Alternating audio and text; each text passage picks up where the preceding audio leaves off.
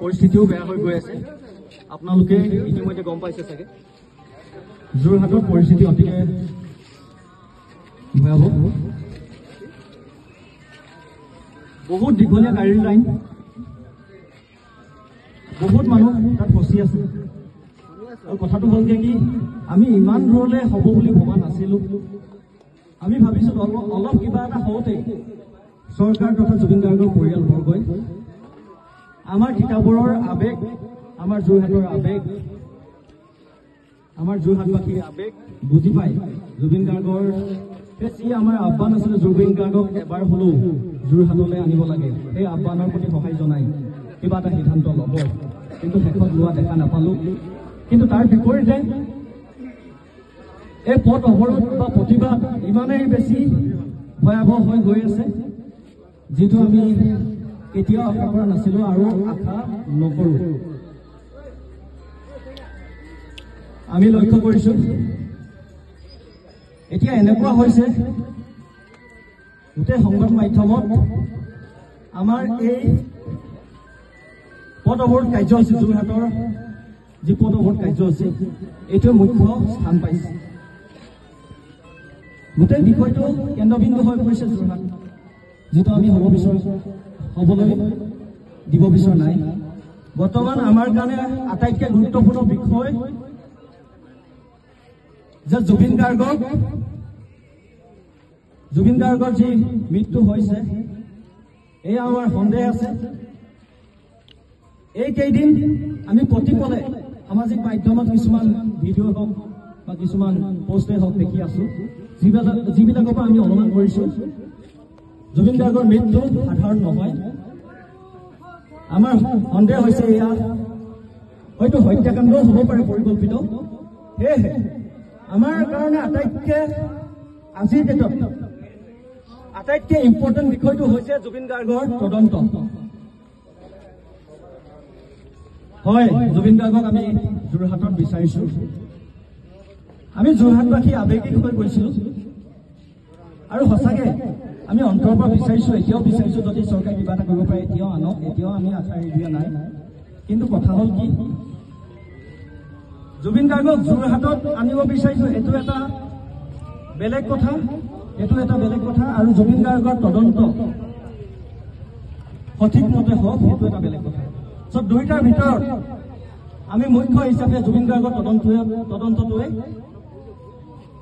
মুখ্য হিচাপে দেখা পাইছো আৰু ইয়াৰ লগতে আমাৰ বহুত বন্ধু গুৱাহাটীলৈ গৈছে যোৰহাটত দিনে নিশাই অৱস্থান কৰি লৈছে পাগলৰ দৰে ঘূৰি ফুৰিছে আমিও আছো কিন্তু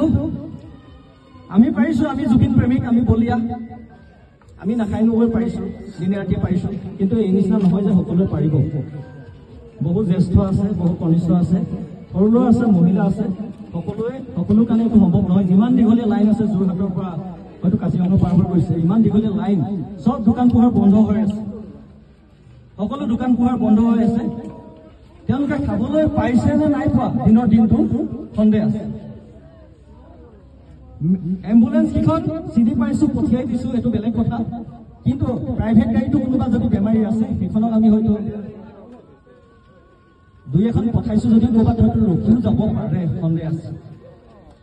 সেয়েহে আমি তিতাবৰত আমাৰ এই কাৰ্যসূচী ইমানতে পৰিৱেশ পৰিস্থিতিৰ কথা লক্ষ্য ৰাখি ইমানতে স্থগিত ৰখাৰ কথা সিদ্ধান্ত লৈছো সকলোৱে একমত নে হাতচাপৰি বজাই দিয়ক ঠিক আছে সকলোৱে একমত আৰু আমি লগতে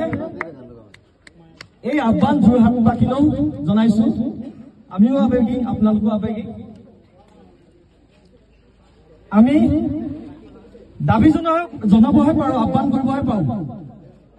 কিন্তু আমি আমাৰ হাতত এনেকুৱা শক্তি নাই জুবিন গাৰ্গক আমি নিজ হাতে লৈ গুচি আহিম ইয়ালৈ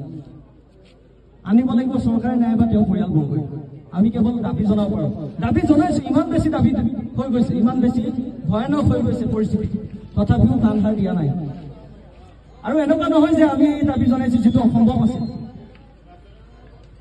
আমি এনেকুৱা দাবী জনোৱা নাছিলো যিটো অসম্ভৱ আছিল গাড়ীবিলাক যাব দিয়ক আমি এনেকুৱা দাবী জনোৱা নাছিল যিটো অসম্ভৱ আছিল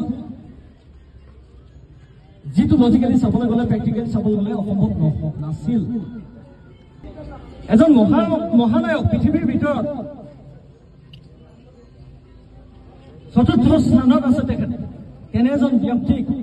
সেই গুৱাহাটীৰ পৰা যোৰহাটলৈ একলক তেওঁ অনুৰাগীসকলৰ বাবে এটা খন মাত্ৰ আনিবৰ কাৰণে চৰকাৰ নতুবা তেওঁৰ পৰিয়ালবৰ্গ সক্ষম নহলে ইচ্ছা কৰা হলে পাৰিলে এনেকুৱা নহয় যে আমি অসম্ভৱ দাবী জনাইছিলো অসম্ভৱ কিবা এটা আমি দাবী জনাইছিলো যিটো পচিবল আছিল সেইটো আমি দেখি পাইছিলো তেওঁ পচিবল হয় আনিব পৰা যায় কিন্তু এতিয়া নহয় এতিয়া বহুত বেছি বেয়ালৈ গুচি গৈছে ইমান বেয়ালৈ যাবলৈ দিবই লাগিছে তথাপিও আশা ৰাখিছো শেষবাৰৰ বাবে আমি অনুৰোধ জনাইছো যোৰহাটবাসীক জুবিন গাৰ্গক এবাৰ হলেও শেষবাৰৰ বাবে দেখা কৰিবলৈ চৰকাৰ তথা পৰিয়ালবৰ্গই সুবিধা কৰি দিয়ক এই আমাৰ যোৰহাটবাসীৰ ফালৰ পৰা বিনম্ৰ অনুৰোধ আৰু ইয়াতে আমি আমাৰ কাৰ্যসূচী সামৰণি পাইছো শেষত আমি সকলোৱে লগ হৈ জুবিন গাৰ্গৰ এটি গান